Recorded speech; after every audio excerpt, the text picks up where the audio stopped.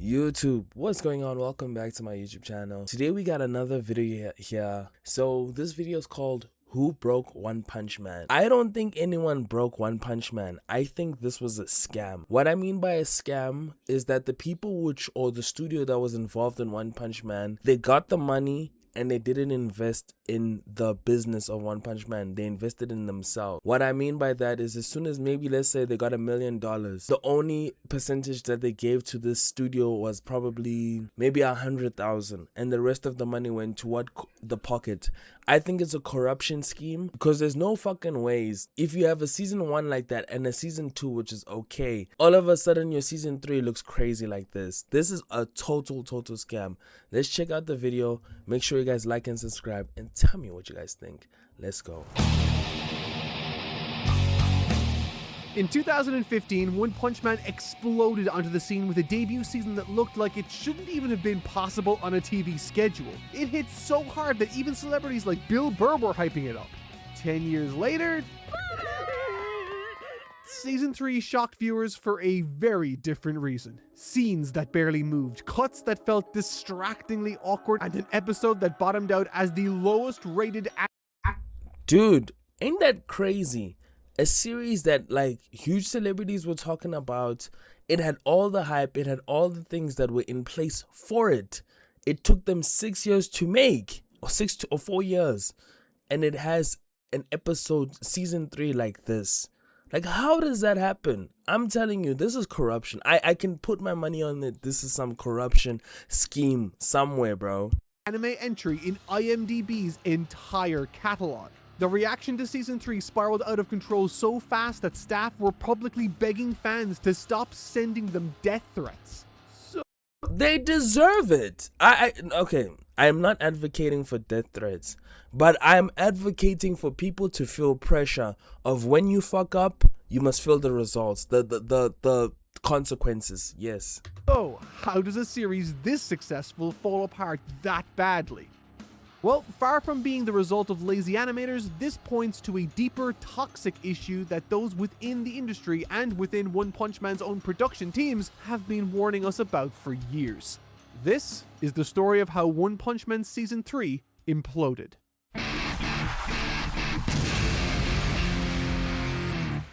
In order to understand the choices that transformed this into the anime disaster of the decade, I'm going to need to condense the very complicated subject of media adaptation into about 200 words. So, I don't know, hold on to something.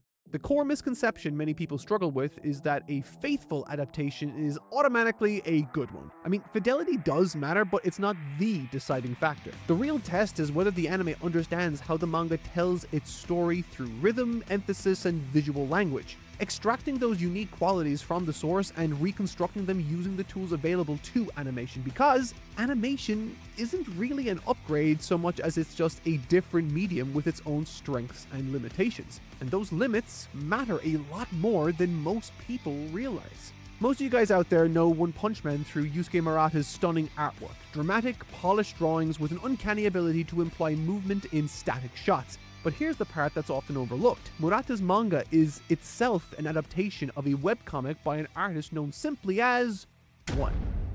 Now, due to One's crude art style, he's often dismissed. That's crazy. So this was actually adapted from a mock-up cartoon, a mock-up anime called One. That is crazy. That is so sick. But it makes you think of damn, a person got so much inspiration just from that one thing called One. That's crazy. That's cool. As a bad artist carried by Murata's technical mastery. But the truth is rarely ever so simple. There's a reason why so many of One Punch Man's most iconic shots originate in One's rough panels. Despite the rough drawings, One possesses a powerful instinct for shot composition, negative spacing, and the threading together of action sequences that perfectly balance coolness with absurdity long before Murata adds gloss to them. Therefore, when Murata first approached... Nah, but Murata was cooking, my boy. Do you see those panels, bro? Like, when you compare the original to the crazy one, oh shit. It just looks insane. One as a fan of his webcomic, it was important for him to come with more than just his profound technical ability. He needed to demonstrate his understanding of what made One Punch Man work, and Boy did he. By rooting his technical skill in the compositional language inherited from One, Murata gave rise to a new One Punch Man. Neither wholly One or Murata, but a synthesis of both. A version where pristine spectacle and deadpan absurdity coexist and elevate each other seamlessly. A stunning adaptation born through collaboration, which is fitting as collaboration was the central ingredient that gave rise to the single greatest anime adaptation I have ever seen. One Punch Man Season 1. One Punch Man Season 1 is honestly, I think, one of the greatest shows that you could actually watch out there. I rewatched it recently, this year. Amazing. This is amazing. One thing which I love doing is rewatching shows that I've fallen in love with. Jujutsu Kaisen, My Hero Academia, Re:Zero, The Promised Neverland. You know, shows that we fell in love with and see what makes them great. Okay, Promised Neverland scratched that out because season 2 was rubbish. But, you know, I just like rewatching shows like this. And when you rewatch One Punch Man Season 1 to Season 3, it is honestly it takes your breath away of like, how did it come to this? How have we gotten to this bad animation? For real.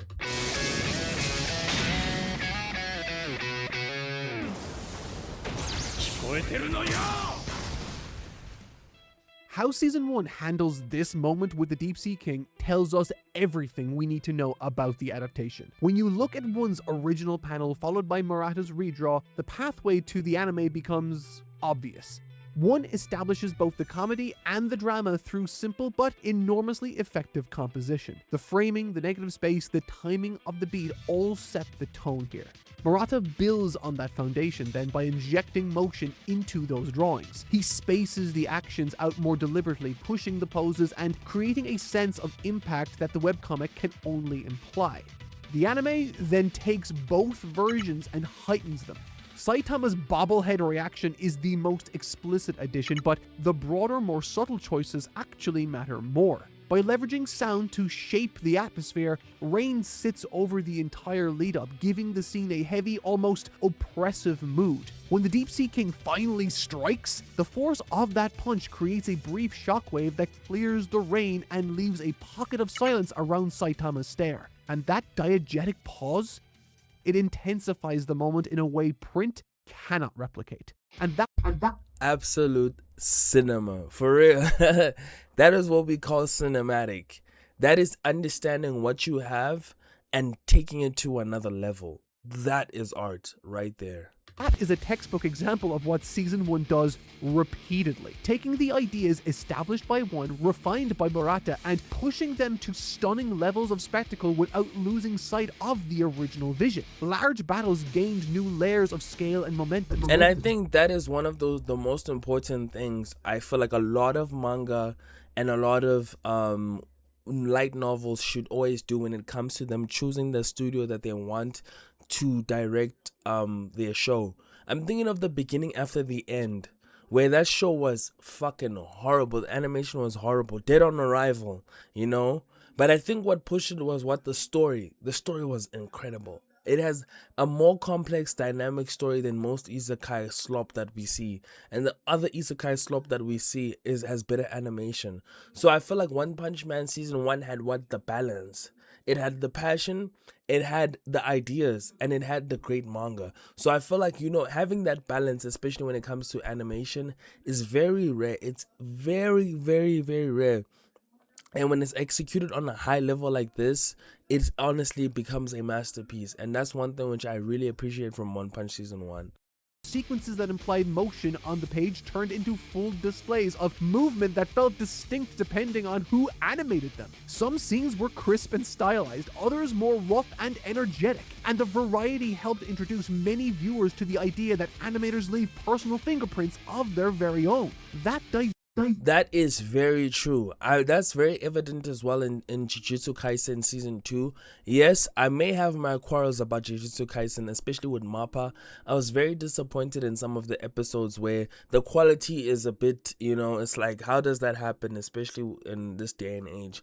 One thing which I love about this whole conversation of an artist leaving their fingerprints all over a scene is very evident when you see certain animation shows like this one, where each and every single person has their own style and has their own interpret of how we can actually animate something. And the one thing which I feel like, this is not a Jujutsu Kaisen. I was gonna speak about Jujutsu Kaisen. Never mind. Diversity came from a team built at the right moment. Madhouse's animation producer Yuichiro Fukushi had a reputation for attracting strong artists and creating an environment where they could thrive. Shingo Natsume, still early on in his career, had the ambition and clarity needed to guide a project of this very scale. The character designer Chikashi Kubota, along with artists like Yoshimichi Kameda and Norifumi Kugai, were on the verge of becoming major creative figures in their own rights. Their abilities, paired with a reliable support staff and well-chosen guest animators, allowed the show to reach a level of consistency that, even as I write this, felt almost unreal for a weekly production. And unfortunately, it was too much to replicate. I think this is where the problem started, changing from Studio Madhouse to another studio. I feel like, when an animation or any animator does that, red flags. That's red flag number one. A big red flag. Because I'm telling you, the quality from season 1 and the quality of season 2 are going to be so vastly different. Because you can hear season 1, they had a variety of different animators week by week. It is fishy though, when we think about it, takes a whole week for them to animate a show, which is very scary to think about it. And especially, it's like that's one thing which I feel like they also try to keep that trend in season 2 and especially in season 3, where these animation shows, they want to do everything in 1 week before it's about to broadcast, which is very frustrating. Of like, in that time when the animation show is about to come out, why don't you start, planning it out and seeing how it goes and pay the animators what they are owed? And then in order for you to have such a proper product, I don't know, bro. This is where the imbalance starts with animation. Season 1 is always a banger, then season 2 has a big imbalance. This is where you see the cracks in the perfection of animation. Capturing lightning with the very first season created a strange kind of curse. You see, once a series sets the gold standard for its medium, every follow-up is measured against it, and well, season 2 just couldn't even attempt to replicate the conditions that made its first outing even possible. The simple truth is that the original team was gone, but that certainly wasn't by choice. You see, the unfortunate reality is that even if directors want to return, the animation production system often makes that very difficult to happen. When all this was going on back in 2019, Natsume actually said he would have liked to have handled One Punch Man again, so it's not like that door wasn't open. The issue was that reputable studios are normally booked years in advance. Production committees dictate sequel timing based on things like marketing windows, not just creator availability. If a sequel's not planned early enough, then you've locked yourself out of the timeline needed to reunite the original team. And at this point, Natsume had moved on to things like Boogie Pop and Sunny Boy, and the original animation team were scattered all across the industry. And that's the big fault of the original people that hold the IP for One Punch Man. Why couldn't they book this Madhouse studio years in advance? I bet they never saw the success of season 1. And when they did see the success of season 1, why not book it again? And besides that, okay, fuck. Season 2 never happened, right? You had to change studios. Why the fuck couldn't how do I put it? Why couldn't you book season 3? Then, you're like, okay, cool. Season 2, we didn't get you. Let's try and book you for season 2. And this was an anime that came out years ago. That's one of the things that just doesn't make any sense. I understand, especially like studios like MAPPA, Madhouse, Studio Trigger, these big glamourated studios. Of course they're going to be booked out. Of course they're going to have 20 different other things where unfortunately they won't have the time to make or produce the same anime. And that's how the business is, unfortunately. But I feel like, as well, also the responsibility of the One Punch Man guys, I feel like they also kind of fucked up as well. Because also, you can even hear the Madhouse, they're like, oh shit, we would have loved to do that one again. But business is business. This is a business at the end of the day, With Madhouse busy or unwilling to accept the production conditions of the sequel, JC staff stepped up and walked directly into the furnace with season 2.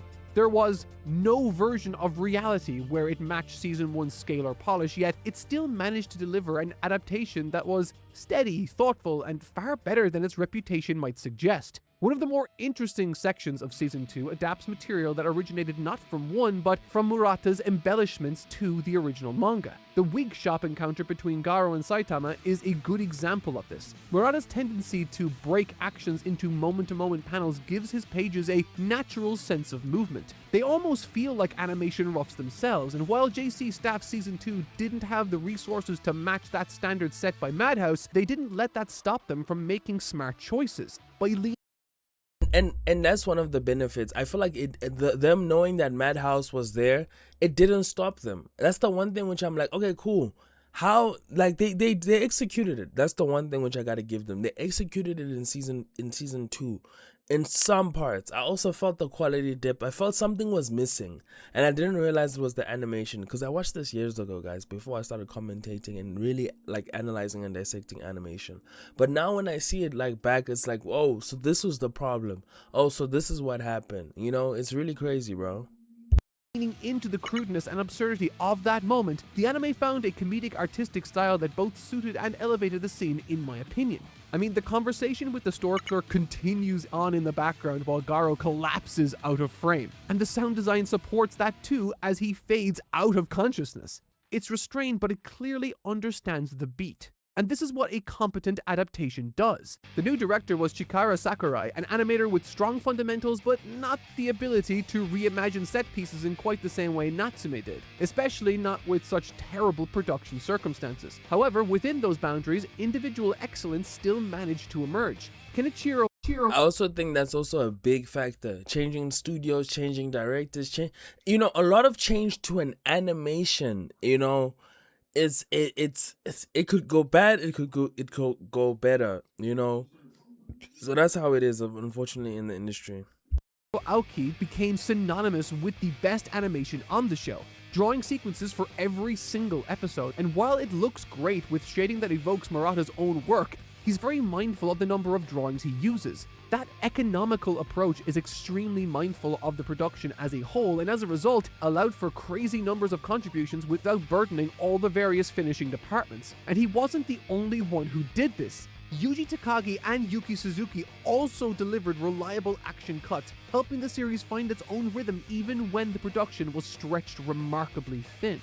Though, admittedly, it wasn't all good. There were absolutely outright creative missteps, like the heavy digital textures on characters and backgrounds, but largely the flaws of some fights feeling stiff or underdeveloped were simply signs of a team that had to prioritize finishing the show over reinventing it. Season 2 followed the manga.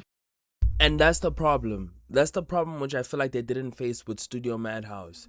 They were facing a studio which just wanted to finish the show and not reinvent and not, take it to that next level. But again, production limitations. That's how it is, Closely because it didn't have the time or resources to expand upon it. And yet, with time, and especially in contrast to what came later, many fans now look back and recognize how much this team actually managed to accomplish. It was an ordinary production elevated by the efforts of individual artists who understood the assignment. Season 1 had the freedom to chase ambition. Season 2 tried to hold the line with what it had. 6 years separated it from the next installment, but that gap did nothing to protect Season 3 from what came next. Okay, so now when we think about Season 3, my theory, right? This is my theory, right? This is not me doing any research. This is not me just like, I'm literally speaking out of what I can see. Because it doesn't make any sense, right? You have a great IP, you have a great show, you have something great and big as One Punch Man. You like, how do you have such a catastrophe with animation? Because that's a catastrophe. For me, how I'd compare that's probably like an apocalypse of anime.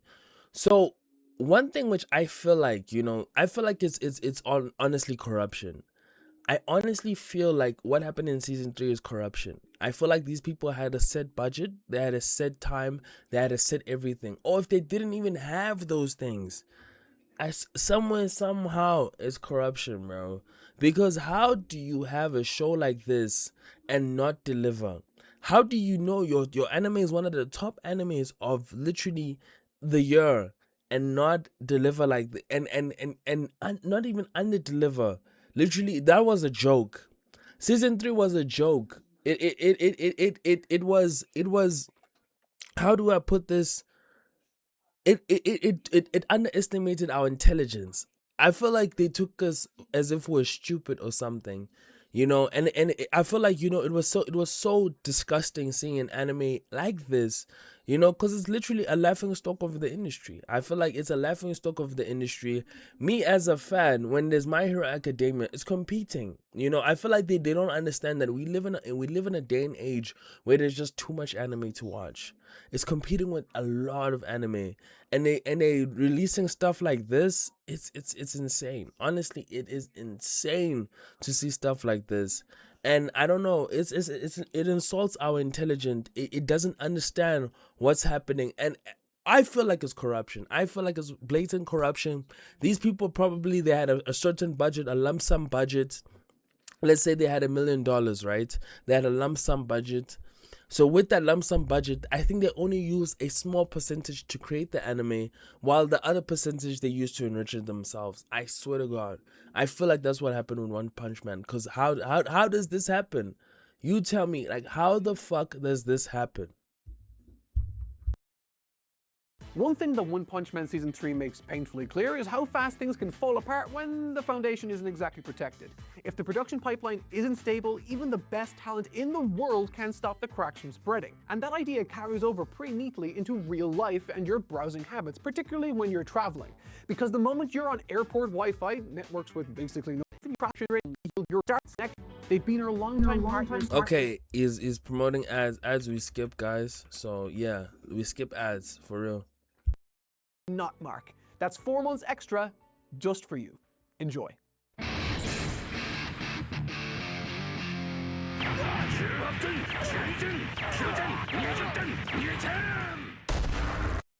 What was that? What the hell is that? You show a frame, you go frame from one of the top anime, bro, of literally the decade.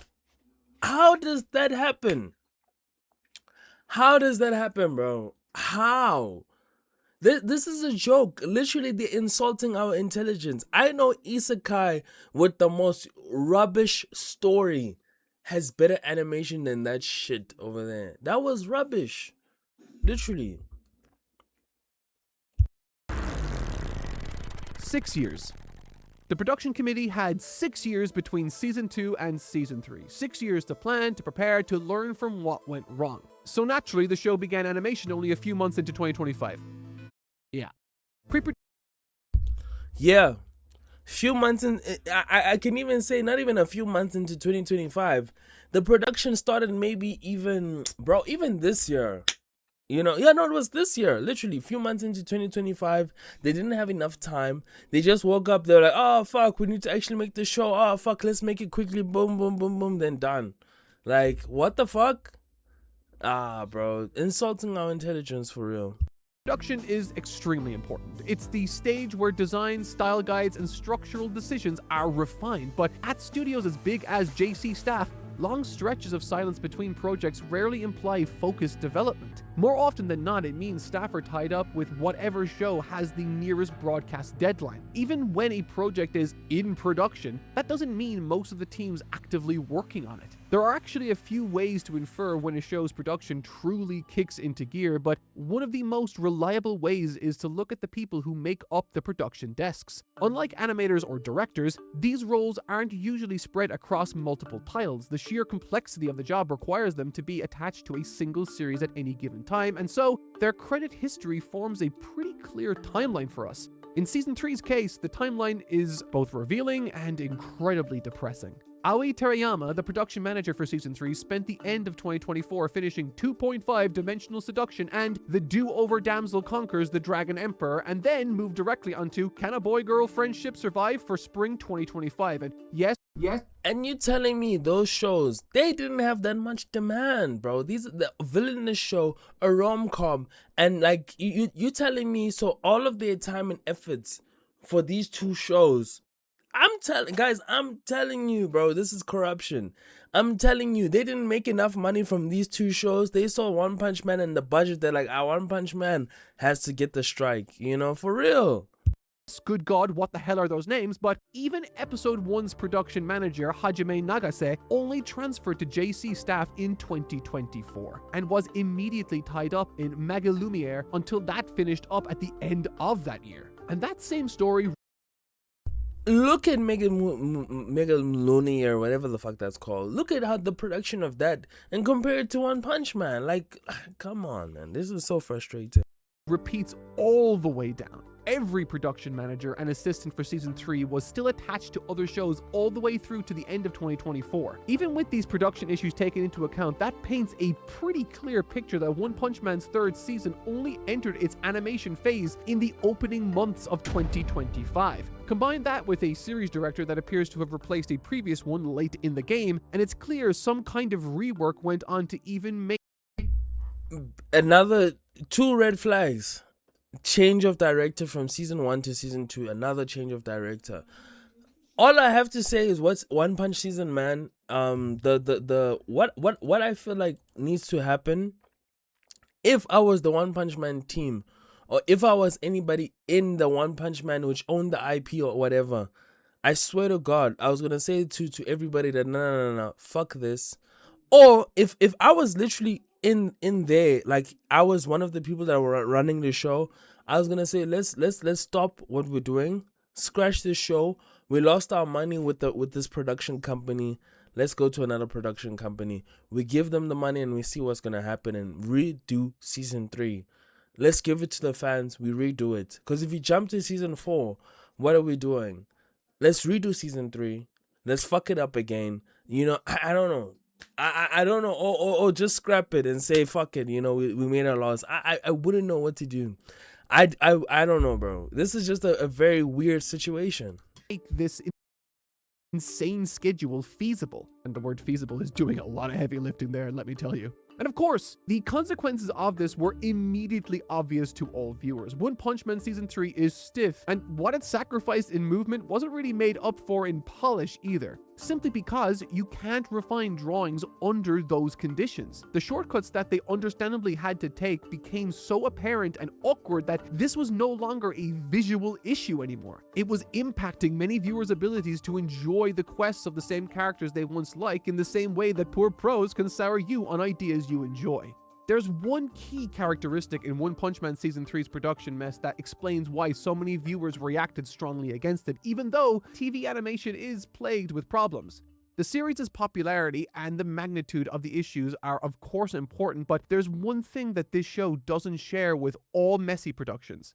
It's conservative by design. Now, this doesn't mean that the team set off to create a bad show, but rather that they knew how bad the circumstances were from the beginning, so it's always being geared for survival against all odds. Series director Shinpei Nagai has received a deeply unfair amount of hate for doing the type of job that few want to even attempt. Trying to ensure that a show with high expectations is finished within extremely tight deadlines while still somewhat resembling the show that people feel so bullshit. I scream bullshit. How can you dedicate yourself to finishing a show? Delay it, bro. Come on, like who wouldn't want to wait for another, not even a year, maybe dude, we waited 6 years. Nobody was screaming, "Oh, I want One Punch Man season 3." Like, no, nigga, delay it. Delay it, save it for another time, maybe in 2027. What the fuck? And you're telling me that, okay, cool, they couldn't wake up and be like, okay, dude, we're not gonna make it in time. Let's at least delay the show. Let's delay it for another time. Even if a lot of things just break down, delay it. How dare they release this rubbish to us as if we're fools and expect us? This is the one thing these people are not understanding, bro, is that we live in 2025. In 2025, a lot of things are trying to get our attention. That means I have a PlayStation, I have a PC, I have a phone, TikTok, Instagram, I have music. I have a real life. There's festivals, there's shows. A lot of things are trying to get our attention. So why should I, as a fan, dedicate myself to watching season 3? As a consumer, why should I dedicate myself to watching season 3 One Punch Man when there's so many other anime out there in this world? That is rubbish, bro. Oh yes, the director, he took the brave task and he finished this season and dedicated bullshit. That's bullshit, bro. I'm telling you, corruption, bro. Somewhere, somehow, these people, this was a Ponzi scheme. This was a money scheme, bro. I'm telling you, bro. I don't know how the fuck does this happen. How, bro? Anyways, let me continue with this video. God damn it. Passionate about is an insane undertaking. Even when it comes to the outsourcing practices, the team has had to reach out to companies that specialize in quick delivery over everything else. Now, some of the greatest TV anime. You hear that shit, bro? Corruption. In recent years have made great use of subcontracting, giving specific episodes to capable and fitting teams to allow the main crew to pace themselves correctly. But within the context of crunch, One Punch Man Season 3 has had to opt for less reputable support companies built around the idea of delivering something fast. And this damage control approach has been apparent since the first episode of Season 3, beginning with the storyboarding itself. You see, when you adapt source material with visual components, it's perfectly common to build upon its imagery. And as we've seen, One Punch Man is no stranger to this. Given that the second season was already fairly close to the flow of the manga, and like I said at the beginning, even Murata's interpretation owes more to one's image composition than the latter gets credit for, what makes One Punch Man Season 3 stand out in this regard is the way that it can go for several minutes without introducing a single new shot or idea that wasn't already present in Murata's comics. Now, animation generally needs. And that's the disappointing part. How do you take everything from the fucking manga and put it in your fucking anime? Everything. That's the thing, which is like, yo, like, that's what happened in season 3. Yes, season 2 did that. Yes, season 1 did that. But season 3, they literally took panels and animated it. And it, oh my god, bro. Like, literally, this is damage control and cope. Like, how does this happen when they paid them in full? It's not that they paid them half. It doesn't sound like these people maybe paid them half. They paid them in full, and this is what they got. Imagine if I was one of the people that was paying for this. I would have been slapping people, bro. I would have been so pissed off to the highest bidder. I swear to God.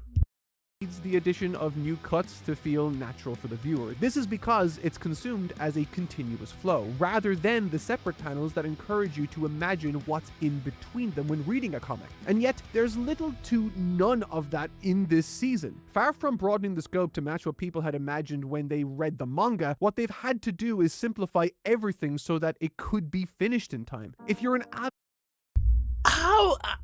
Bro, so it could be finished in time. Why not delay it? Why not delay it? Why put yourself in this position and not say, you know what, guys, we're not gonna have enough time to do this animation show. Give us time so we can delay it. Like, bro, I swear to God, bro, if I was the original people of One Punch, I would have, bro. Let me continue this video. Avid fan, chances are that you've noticed how the eye-catching angles from the originals have been consistently nerfed so that they've been a bit easier to draw. And while this would be alright for a solid adaptation occasionally leaning into a manga panel, one that offers none but lesser versions of those original drawings comes across as far too bare bones. As its sole storyboarder so far, Nagai has conceived the entire season like this so that it's somehow feasible for the rest of the team despite the very negative circumstances. It's an approach that results in a show that is very recognizable. There's no negative circumstances. This is them taking advantage of, okay, cool, we have literally, this is irresponsible of the anime industry. I hate when shit like this happens, and we must feel sorry for them. This is a business. Yes, things happen. Yes, you got other priorities, and yes, you got other things. But how the fuck do you now, in the span of 2025, you only start making production in the whole of 2025 and fuck over the whole fucking team. Like, no, bro. Literally, these people can have clear communication of 1, 2, 3, 4, 5 is gonna happen. And literally, bro, dude, corruption. That's all I'm gonna say. This is corruption. I swear to God. One Punch Man, since it follows the original so closely, but that is so awkward in execution that anyone can pick up on its issues, even if they aren't familiar with animation practices themselves. Again, this isn't a condemnation of the guy or of the artists working on the show. This was a no-win scenario with the cards that they were given. They opted for long-term survival in a situation where higher ambition would have led to everything blowing up very early on into the broadcast. So if you want to look for culprits, then let it blow up. Then let it blow up. It's already shit anyways. So you telling me, would you rather die with the fucking...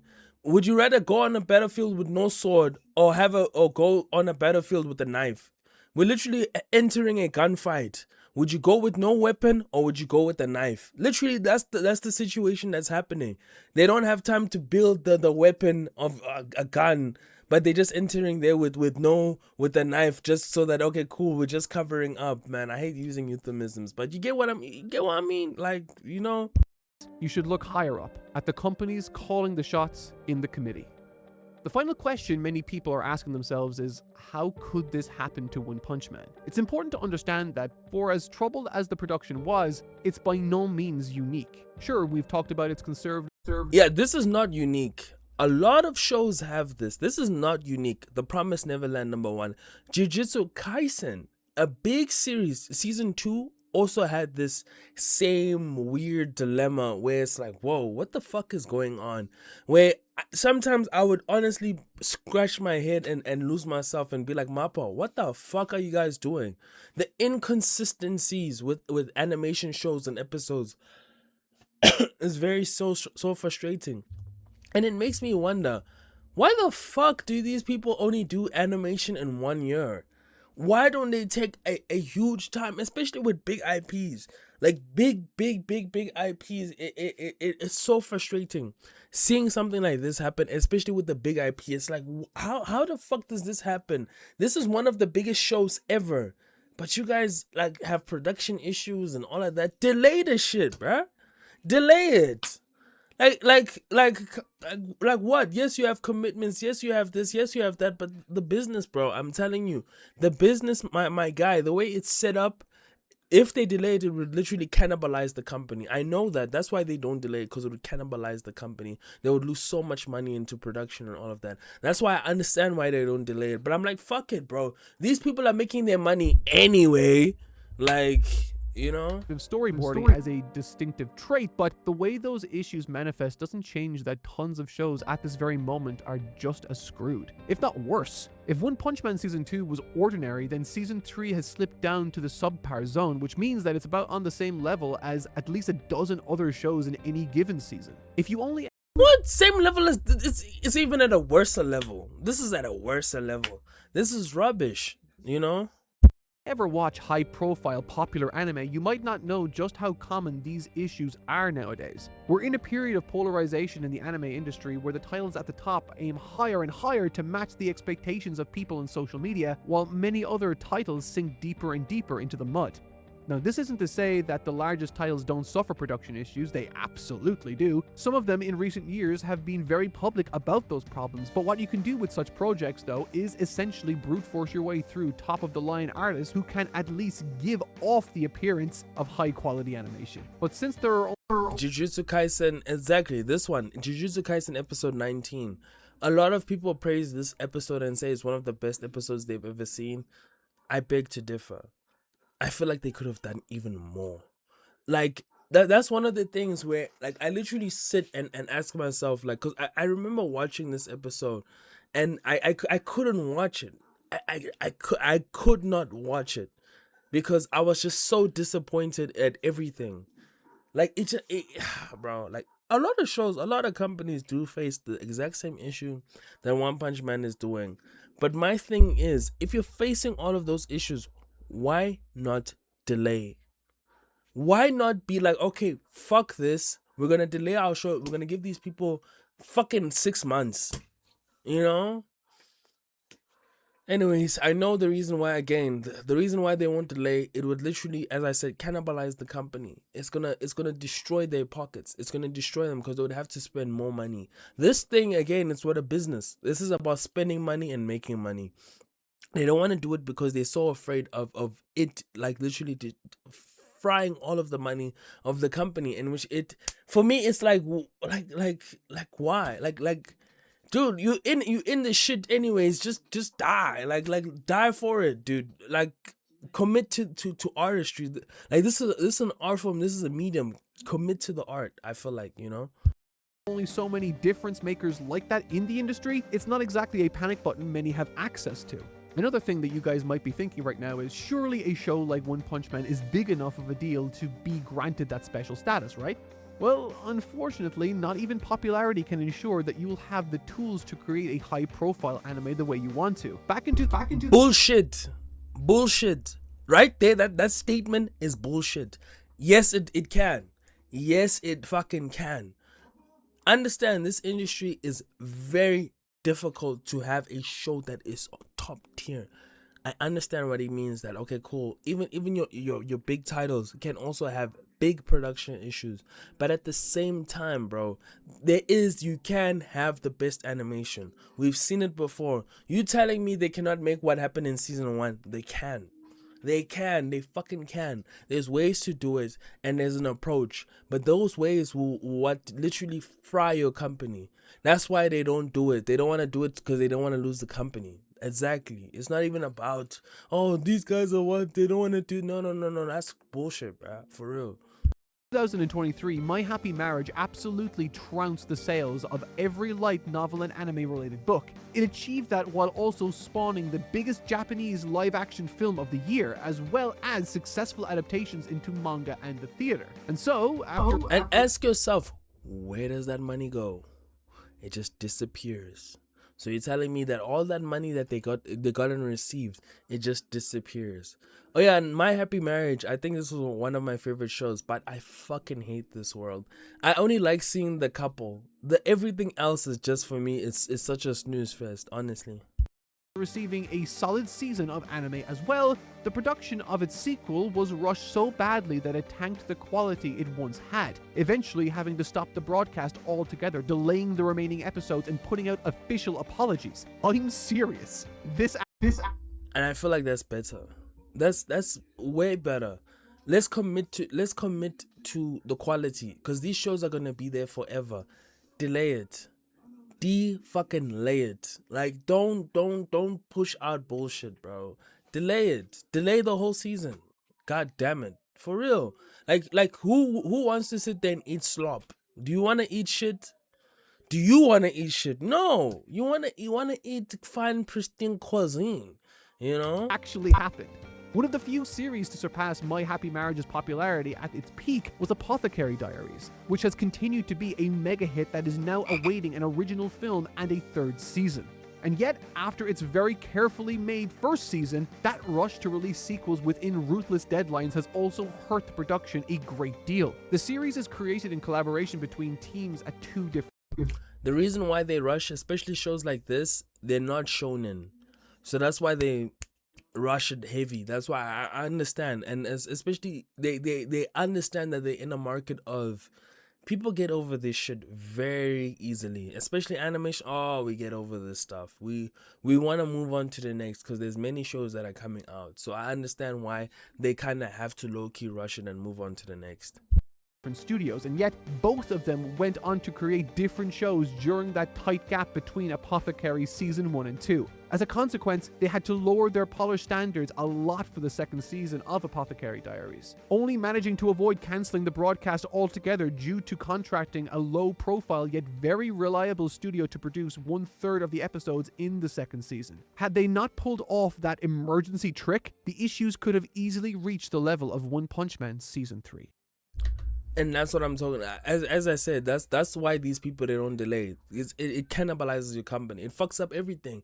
You know, you can hear the licenses, all of that. All of those things, man, are factors. That's why people, they rush. you know, because a lot of factors are at play. I understand why these motherfuckers they don't delay, but at the same time, would you risk all of that just to have a shit show? And at the end of the day, you all lose. Like, what's the point, you know? Now, if you are a fan of One Punch Man, all of this isn't to say that you shouldn't feel upset. But what is worth understanding, though, is how widespread and pervasive issues like this really are, and where they really stem from. Hating on directors and animators who were set up for failure is punching down in a truly pointless way. We should keep on doing that. I advocate for this. You give us shit, we give you shit. This is a business. There gonna be 20 other fucking shows that we're gonna do this to. You're not special. This thing of them saying we should feel sorry for these directors, I feel no sympathy. I have no sympathy because at the end of the day, you're getting paid and you're giving us rubbish, garbage. No, bro. It's hard to make a difference as individuals, but if we have to project anger somewhere, it should be at the high-level producers pushing for narrow window releases and the unhealthy structure of the industry as a whole. Everybody should get the shit. I agree with that as well. I agree with we should do it to the producers. We should do it to the companies. We should do it to everybody.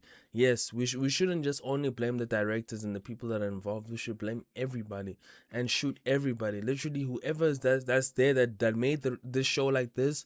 We need to clamor down, Twitter them, threaten them, everything. Everything, just do it, bro, for real. Because what's the like? Why would you give us? You're breaking our heart, bro. This is the only medium which we have our freedom for. Like this is one of my favorite mediums. I love anime. So them making a rubbish show like this, it breaks our hearts for real, you know? So the next time you see real staff members begging fans to stop sending them death threats, remember, they're not the ones who broke One Punch Man. They were the only ones who tried to hold it together while the industry insisted on ripping it to shreds. Circumstance, man. It's the circumstance, honestly. Thanks for watching. Okay, yeah. So now let's have like the end of day conversation. For me, like this whole One Punch Man thing, bro, like honestly for me it's honestly crazy. How can a show big as this lose all of its like quality? They rush out the show. Probably it's a licensing thing where they have a limited time for the licensing. They probably have the like that's the one thing which is like these motherfucking studios should say what's the problem instead of me now I'm assuming what's the problem because I don't know what the fuck is the problem. Like some corruption, bro. This is for me blatant corruption. How can now I must sit here and assume what's the problem? They must say what's the problem so we know and we can move on. Because no, bro, this is corruption on another level. For me, I feel like this is corruption, bro. This is blatant corruption. Like, how does this shit happen, guys? How, guys? Honestly, like, how does this shit happen, bro? This is so disappointing. Anyways, you guys tell me what you guys think. I've said what I've said. You know, dude, it's crazy. See you guys in the next video. Thank you guys for watching. Peace out.